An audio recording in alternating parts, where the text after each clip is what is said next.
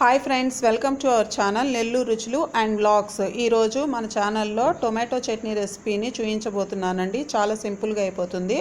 దానికి ఒక పావు కిలో టొమాటోస్ తీసుకున్నాను. పావు కిలో వరకు ఉంటాయి ఆ టొమాటోస్. ఒక 2 కరివేపాకు రెమ్మలు, అలానే ఒక 15 ఎండుమిర్చి, ఒక చిన్న సైజు పెద్దుల్లిపాయ అండి.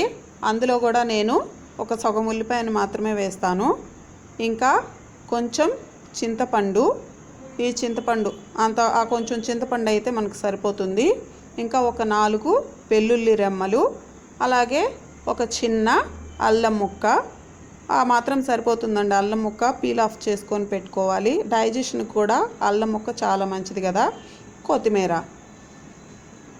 ఇవి ఇంగ్రీడియంట్స్ మనకు కావాల్సినవి. ఇంకా మనకి ఏమేం కావాలి అంటే ఆయిల్ అండి. ఇది rice bran oil, sunflower oil లాగే చాలా లైట్గా ఉంటుంది, హెల్త్కి మంచిది కూడా రైస్ బ్రాన్ ఆయిల్. ఇది జీలకర్ర. ఇంకా మనకి పోపు గింజలు, పోపు పెట్టుకోవడానికి, తాలింపు పెట్టుకోవడానికి తాలింపు గింజలు. ఇవి మనకు కావాల్సినవి అన్ని ఇంగ్రీడియంట్స్ అండి. ముందుగా సిద్ధం చేసి పెట్టుకోవాలి ఇంగ్రీడియంట్స్. ఆ తర్వాత టొమాటోని ఈ విధంగా ఈ తొడిమి దగ్గర పైన కొంచెం హార్డ్గా ఉంటుంది కాబట్టి అది కట్ చేసి పక్కన పెట్టేసేసి చిన్న చిన్న పీసెస్గా కట్ చేసి పెట్టుకోవాలండి. టొమాటోను కానీ పెద్దుల్లిపాయను కానీ. ఎందుకంటే చిన్న పీసెస్గా మనం కట్ చేసి పెట్టుకున్నామంటే అవి త్వరగా మగ్గిపోతాయి. అది తక్కువ ఆయిల్లో మగ్గిపోతాయి. ఫాస్ట్గా చట్నీ కూడా కంప్లీట్ అయిపోతుంది మనకి. ఈ విధంగా చిన్న సైజు పీసెస్ లాగా చేసి పెట్టుకుని సరిపోతుంది. అదేవిధంగా ఆనియన్ని కూడా కట్ చేసుకుందాము. ఈ విధంగా ఆనియన్ కట్ చేసుకొని పీల్ ఆఫ్ చేసేసుకొని ఒక హాఫ్ ఆనియన్ అయితే సరిపోతుంది అందులో మనకి. ఈ పావు కిలో టొమాటోస్కి చక్కగా సరిపోతుందండి. పావు కిలో టొమాటోస్, ఇంకా ఒక 15 ఎండుమిర్చి, ఇంకా ఈ పెద్దుల్లిపాయ కరెక్ట్గా టేస్ట్ కూడా కరెక్ట్గా ఉంటుంది మనకి. కొత్తిమీర అండి. ఈ కొత్తిమీర కూడా సన్నగా తరిగి పెట్టేసుకుందాము. ముందుగా ఈ టొమాటో, ఆనియన్, అదేవిధంగా కొత్తిమీర తరిగేసి పక్కన పెట్టేసుకుందాము.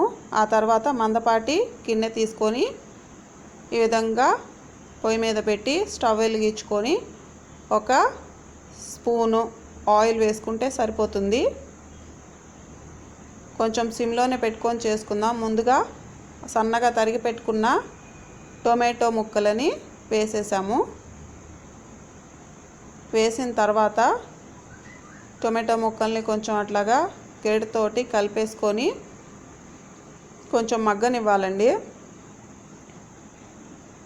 ఆ మాత్రం కొంచెం మగ్గిన తర్వాత ఎండుమిర్చి వేసాను. ఎండుమిర్చి కూడా కొంచెం సేపు ఒక 2 నిమిషాలు అలా మగ్గిన తర్వాత ఒక సగం ఆనియన్ పీసెస్ వేయాలి. అవి 3 బాగా మగ్గాలి. కొత్తిమీర చల్లేసుకొని చింతపండు, అదేవిధంగా జీలకర్ర, అల్లం ముక్క, 4 వెల్లుల్లి రెమ్మలు వేసేసి ఇవన్నీ కొంచెం సేపు మగ్గనివ్వాలి. సిమ్లో పెట్టేసి మూత పెట్టుకొని ఒక 4 మినిట్స్ అలా మగ్గితే దగ్గరకు వచ్చేస్తుందండి. ఇది మొత్తం టొమాటో చూసారు కదా, ఎండుమిర్చి. స్టవ్ ఆఫ్ చేసుకొని దీన్ని మిక్సీ జార్లోకి తీసుకోవాలండి. మిక్సీ పట్టుకోవాలి. కొంచెం చల్లారిన తర్వాత ఒక పావు కిలోకి నాకు ఒక 1 స్పూన్ వరకు వేసాను. చాలకపోతే మీరు సాల్ట్ ఇంకొంచెం వేసుకోండి. ఎండుమిర్చి కూడా అంతేనండి, మీ టేస్ట్కి తగ్గట్టు వేసుకోండి. గ్రైండ్ చేసిన తర్వాత మనకి చట్నీ ఈ విధంగా వస్తుంది. చాలా టేస్టీగా ఉంటుంది ఈ చట్నీ.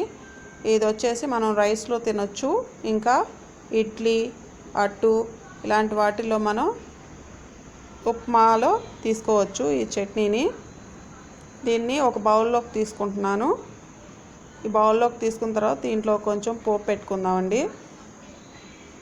పోపు పెట్టుకోవడానికి స్టవ్ మీద ఒక గిన్నె పెట్టి స్టవ్ ఆన్ చేసుకొని ఒక స్పూన్ చాలు ఆయిల్, ఒక స్పూన్ ఆయిల్ వేసుకొని ఆ తర్వాత మనం పోపు గింజలు వేసుకుందాము.